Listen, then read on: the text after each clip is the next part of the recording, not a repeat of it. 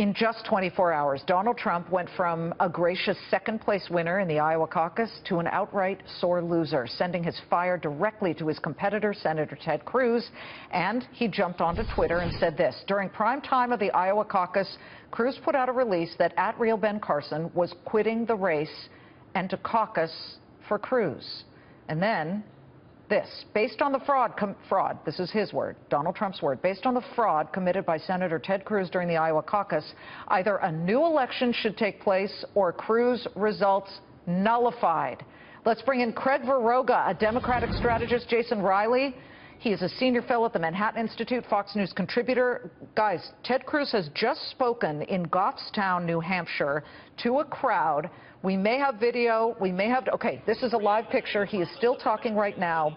He apparently just said about this Donald Trump tweet, quote, "We need a commander-in-chief, not a Twitterer-in-chief."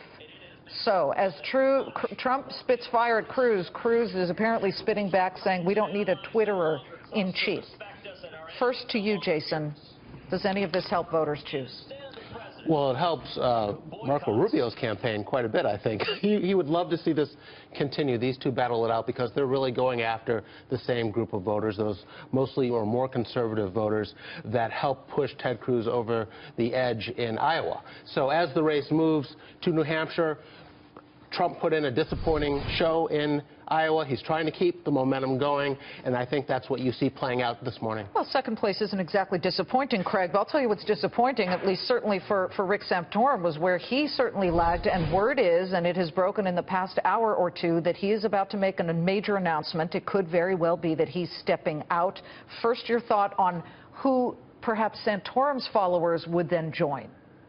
Well, I mean, I think one of the reasons you drop out is because you don't have many supporters, and I'm not sure, where that goes. I do think that this is Rubio's play. Trump looks awful. Cruz, I think, is handling him pretty well, but I do think that this is, better, place and time, right now for Rubio. But it's like, where do Santorum supporters go? Where do Rand Paul supporters go? They didn't have many to begin with, although their endorsement, I think, would be valued by any of the candidates at this point. You were not surprised, were you, that Trump went from congratulations to Ted Cruz to Ted Cruz pulled off a, quote, fraud? Look, I mean, it's like maybe one of the best things that happened in the last week was 15 hours of Twitter silence, from Donald Trump. He went from being, I mean, he looked awful on election night. He looked like he was stunned, that he was shocked. 15 hours of silence, and then he came out and he was trashing Ted Cruz. I'm a Democrat. I don't support either one of them, but right now Trump does look worse than Cruz.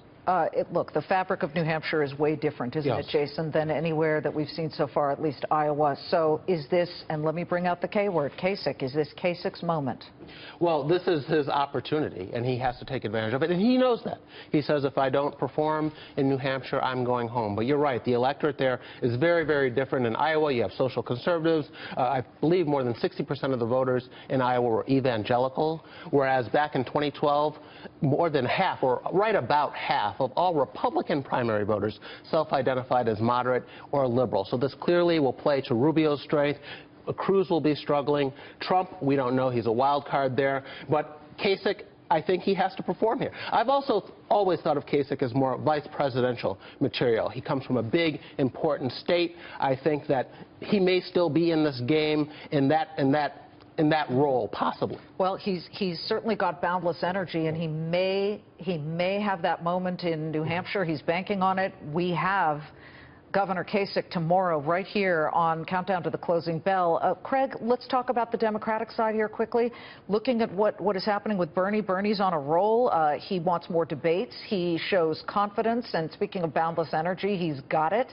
And now he says maybe he's not so sure. He may have won Iowa. That's what he's putting out there. Look, I mean, it certainly looks to me as though Secretary Clinton won the caucuses. I understand why he's saying that, and I think maybe it's understandable. One of the things that gets lost about Bernie Sanders is that everybody talks about him being a socialist, but in fact, he's a professional politician. He's very disciplined about his politics, and, he's doing, what he thinks he should do, and it's I think, going to help him. He's going to win New Hampshire. It's just a question of, by how much. Never a dull moment around here. Great to see both of you. Craig Varoga. Now it gets fun. I mean, now it gets fun.